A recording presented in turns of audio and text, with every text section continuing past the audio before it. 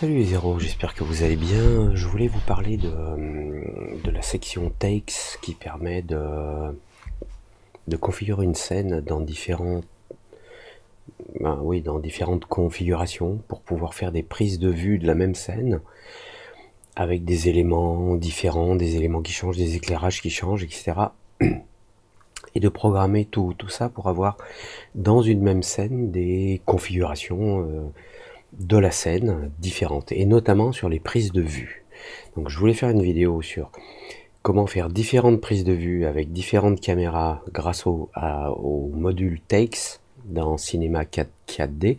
Avec le module Takes, on peut faire beaucoup d'autres choses que prendre une scène et faire un rendu d'une caméra et d'une autre.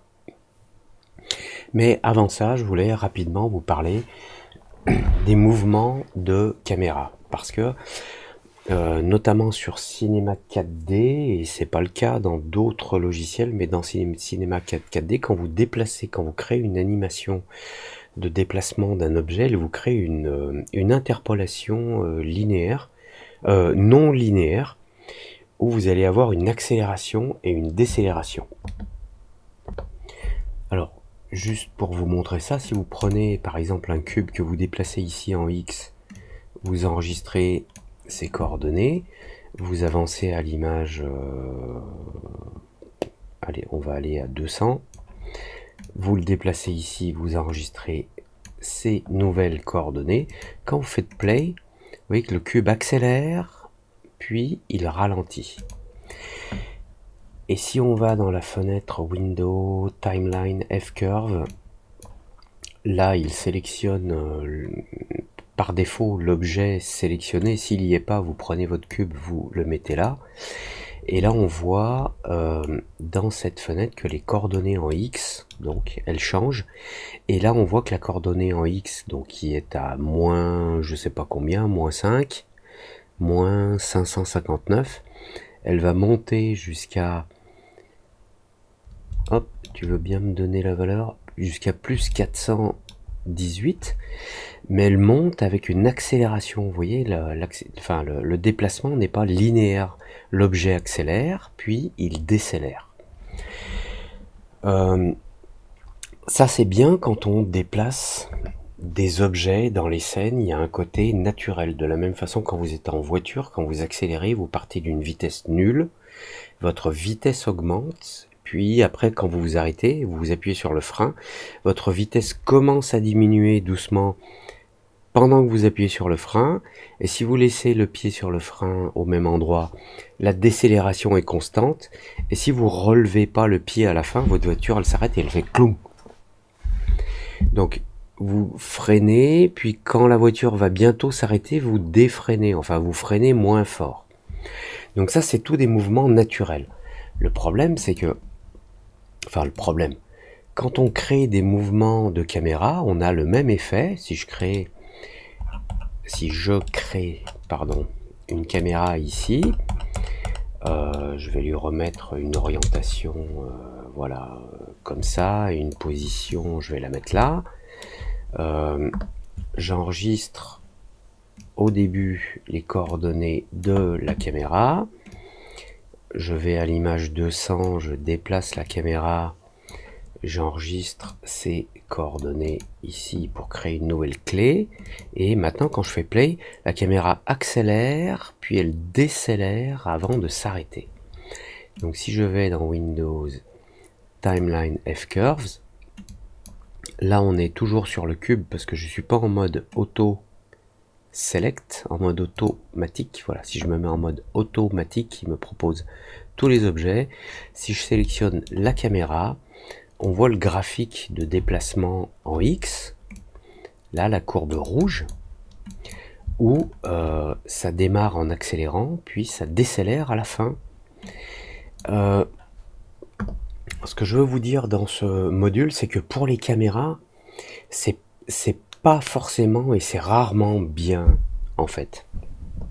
Ça peut être bien pour le début d'un film, on rentre dans la scène, hein, mais dans le film, si on a différentes caméras qui filment ce qui se passe, avec une animation, il vaut mieux que les caméras soient dans un mouvement continu. Alors, Ici, il suffit de sélectionner les clés, celle-ci majuscule, celle-ci, et de cliquer sur là, sur le bouton linéaire, et comme ça on a un mouvement linéaire.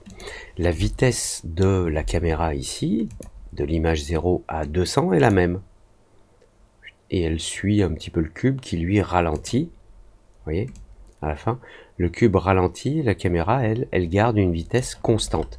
Si on zoome, on voit les petits points noirs sur la ligne de mouvement de la caméra, et ils ont tous le même espacement. Alors, en quoi c'est bien ça? On va prendre l'exemple d'un motion designer, enfin un designer de motion graphics que j'aime beaucoup, qui s'appelle Wes Cox. Alors Wes Cox ici sur Instagram, donc vous allez le trouver à @WES_cream, Wes Cream, C-R-E-A-M. Donc son nom c'est Wes Cox, C-O-C-K-X, et il fait des images et des animations qui sont vraiment typiques du motion design, C4D. C'est typique, mais il le fait très très bien. Et si vous allez sur son compte, sur son site qui s'appelle Cream 3D, C-R-E-A-M 3D.com, vous allez trouver tout un tas de démos, et vous prenez n'importe quelle démo au hasard. Si vous regardez une de ces vidéos, là je vais faire play, je baisse le son. Bon, il se passe un truc, ok, il se passe un truc, mais vous voyez dans le cut, quand on fait un cut, on est déjà dans le mouvement. Les caméras sont déjà en mouvement dans chacun des cuts. Soit la caméra, elle a une translation, une rotation, un déplacement, mais on part pas d'une caméra qui est fixe et qui accélère. Là, on dézoome tout doucement. Là, on monte tout doucement. Là, on se déplace vers la droite tout doucement. Là, on monte tout doucement. Mais dans chaque cut, voilà, là, on s'éloigne. Là, on s'éloigne. Mais dans chaque cut, là, on a un plan fixe. Ok, cool. Là, on dézoome, on s'éloigne. Là, on s'éloigne et on tourne, mais on est dans le mouvement à chaque fois. Voilà. Donc, bon, j'espère qu'il n'y aura pas de problème de droit avec cette vidéo. Il fait vraiment un travail extraordinaire, c'est super beau, les couleurs sont magnifiques. Et surtout, ce que j'admire dans ses compositions multicam sur un sujet, une scène, c'est qu'on a des mouvements de cam qui sont pas des accélérations et des décélérations. On n'a pas une caméra qui démarre et qui s'arrête, puis une autre qui démarre et qui s'arrête, qui démarre en tournant et qui ralentit. Il prend dans le mouvement de la caméra. Donc, pour prendre dans le mouvement de la caméra, autant que la caméra n'ait pas d'accélération et de décélération. Alors, je vous ai montré que quand on crée, je le refais, on crée un objet, une caméra ou autre, on enregistre les coordonnées ici, je crée une clé, je vais à l'image 200, je déplace mon objet, je crée des clés X, Y, Z, ça me fait un déplacement comme ça. Quand je regarde le déplacement par window timeline F-curve, je vois que mon cube, sur les coordonnées X, il a une accélération et une décélération. Alors, que ce soit le mouvement des objets, ça c'est ok, les objets ils vont accélérer, ralentir, okay. Ils peuvent dépasser éventuellement, là, si je fais ça, cette courbe là, si je la monte là, hop, si je fais play, le cube, il va dépasser sa position finale, revenir et il s'arrête net. Ça peut être intéressant d'un point de vue motion design.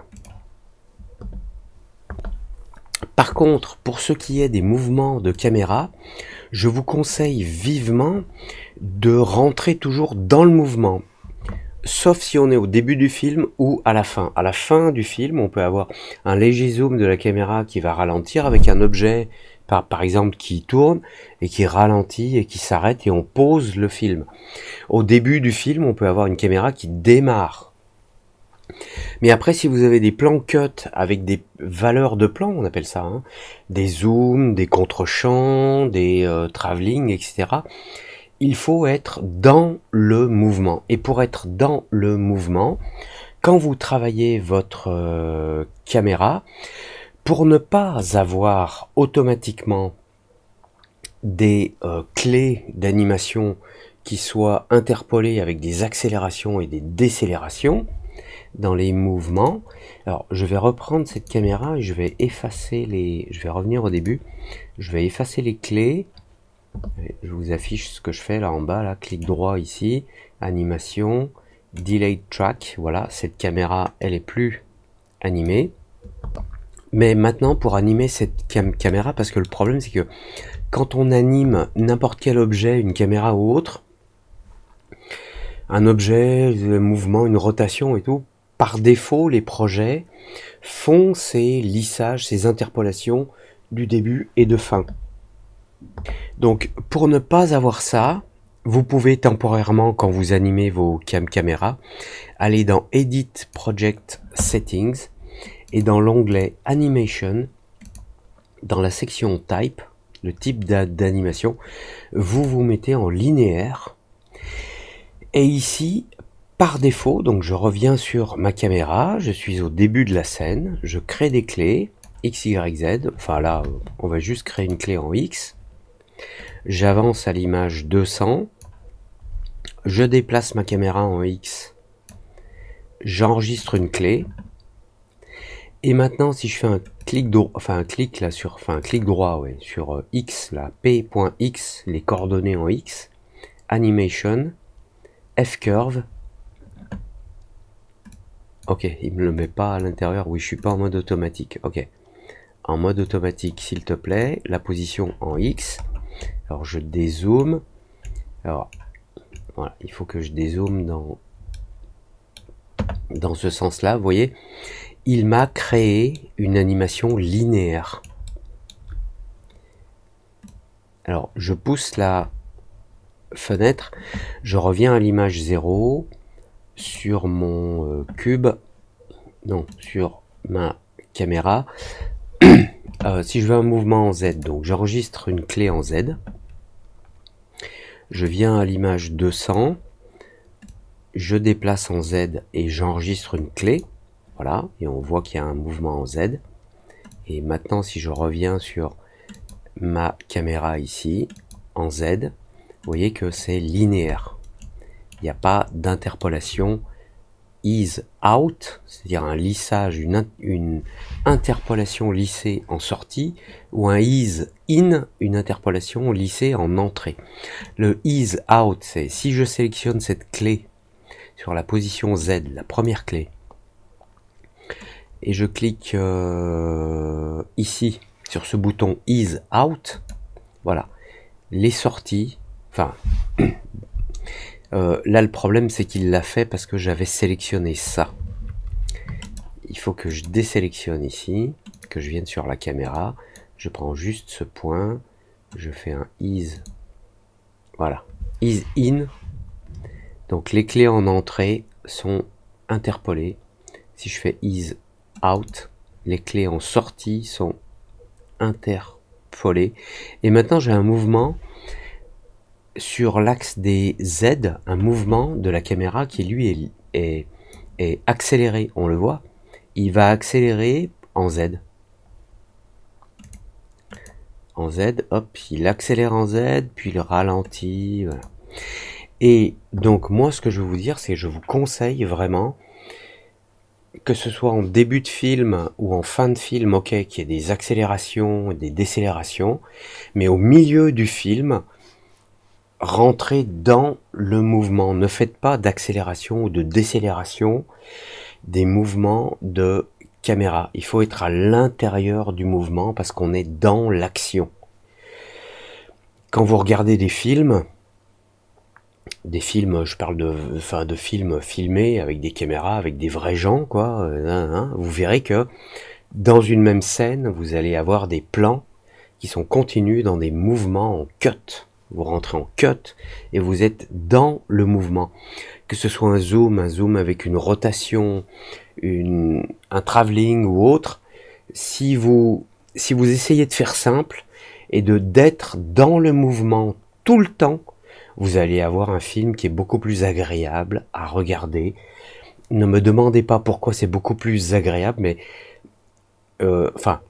si vous me demandez pourquoi, j'ai l'impression que c'est parce que ces mouvements de caméra qui sont continus, on passe en cut d'un mouvement de caméra à un autre, c'est comme si on était dans la scène et qu'on suivait vraiment les choses à l'intérieur. Si on démarrait chaque plan d'une même séquence avec une caméra qui est à un endroit et qui accélère pour se déplacer et qui ralentit, ou qui accélère pour zoomer et qui ralentit, qui accélère pour tourner et qui ralentit, c'est comme si on reprenait la scène au départ. Alors que si vous faites des cuts et que vous êtes dans le mouvement à chaque fois, là vous allez avoir l'impression d'être dans le mouvement de la scène que vous êtes en train de présenter avec des plans différents. Donc une scène, des plans, cut, et des mouvements, cut, et allez-y, cut. Faites des mouvements de caméra, même s'ils sont super doux, légers, même s'ils sont imperceptibles, faites des mouvements de caméra très légers, et allez-y, cut. Pour la vidéo suivante, je vais vous montrer comment dans une même scène où il se passe une chose, on va pouvoir mettre des caméras qui vont filmer une partie de la scène, une autre et une autre, et puis agencer le truc pour pouvoir faire le calcul de toutes les sections. Par exemple, une caméra qui va calculer l'image 0 à 100, une autre 100 à 200, l'autre 200 à 300, et faire ça en une fois avec la section takes, les prises de vue de cinéma 4D. On va juste dans la prochaine vidéo voir ce qu'on peut faire pour les caméras, parce que la section takes, elle permet de faire plein d'autres choses. Par exemple, on peut avoir une autre caméra avec d'autres lumières, ou avec d'autres mouvements, ou avec d'autres objets. Et là, on va voir uniquement déjà avec les caméras. Allez, comme d'habitude, un j'aime si j'aime, un j'aime pas si j'aime pas, un commentaire si vous j'aimez pas. Et puis on se retrouve tout de suite pour la suite. Bonjour chez vous, ciao.